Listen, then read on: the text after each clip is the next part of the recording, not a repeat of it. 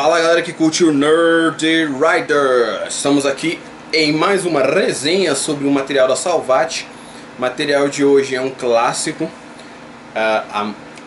de anos atrás, mas é um material clássico de um personagem clássico muito espetacular. Temos aqui então Arma X do senhor Wolverine, né?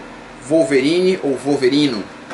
Temos aqui esse material clássico. O que se trata a Arma X? A Arma X nada mais conta, pra gente que lê, a história do Wolverine, como ele foi criado, sim, exatamente, criado. Não o personagem, né? Como o personagem adquiriu o seu esqueleto de adamantio, né? Como ele passou a ser Wolverine e não mais Logan, como ele somente era conhecido. Então, é engraçado uma coisa, né? Mas as pessoas pensam que a história vai falar bastante sobre o Wolverine. Só que na verdade a história não fala sobre ele.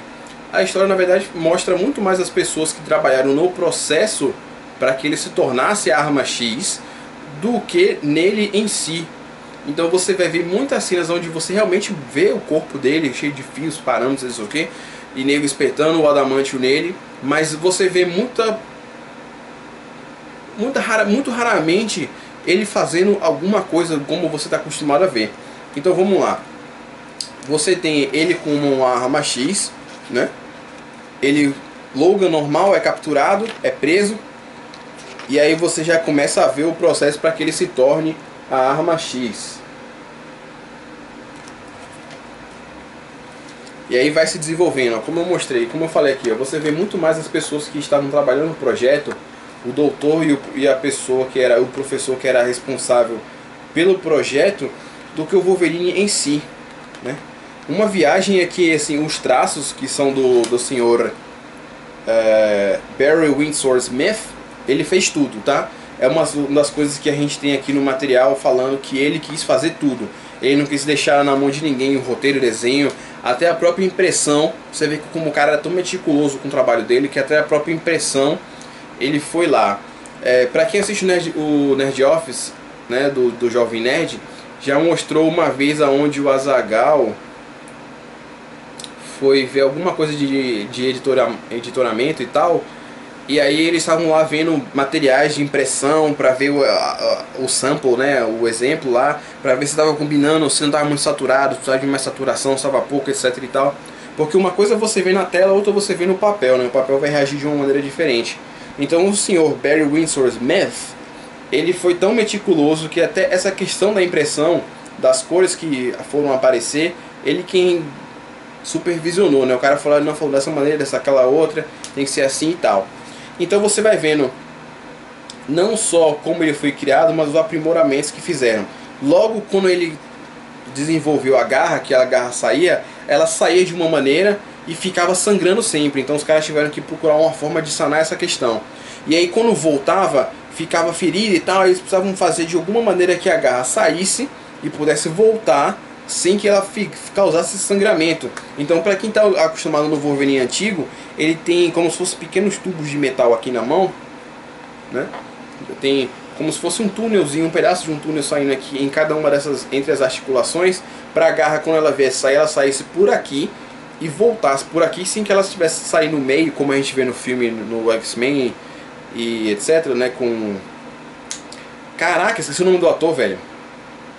Ah, meu Deus, o australiano maluco. Porra, esqueci o nome dele. Bom, como a gente tá vendo no filme, a garra sai por entre os dedos aqui, né? Então, isso não era útil para eles. Então vocês podem ler aqui na história como eles aprimoraram isso, os testes de campo que eles fizeram, né? E vai falando, o Wolverine é um cara que reage muito a instinto e tal.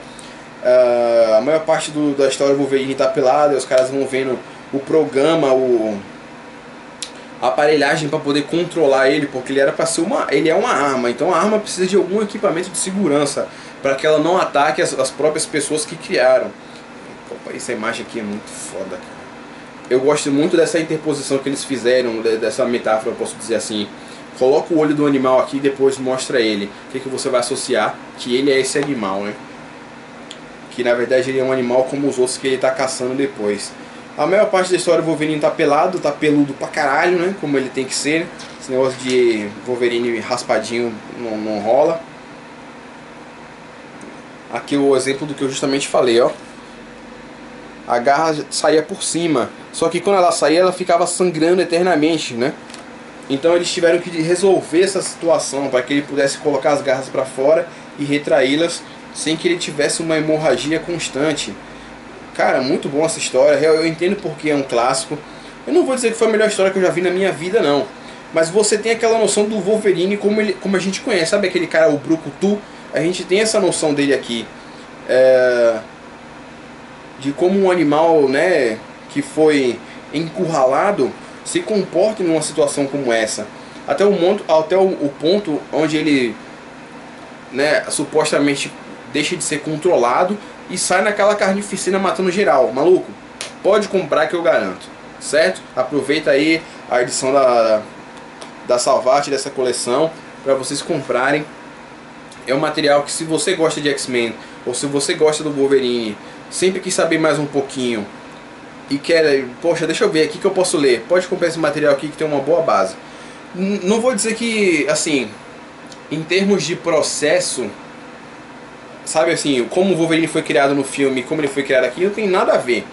Só a questão de ele estar mergulhado, injetam o adamantio nele, etc. Mas a semelhança acaba por aí, quer dizer, a carnificina também. Mas aqui é muito mais densa, é muito mais bem elaborado. E o melhor de tudo é a dica de quem está controlando esse processo. Porque você tem um professor, que é o responsável. Tem o doutor, que é a pessoa que está cuidando do processo de injetar o adamantio, da saúde do Wolverine.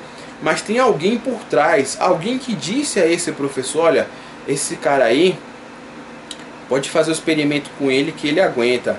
Aí quando esse professor vê, mas peraí, tem uma coisa errada, por que ele aguenta? Porque ele é mutante, então ele vai descobrindo um monte de coisa, e aí você fica na pista, quem é o cara que disse?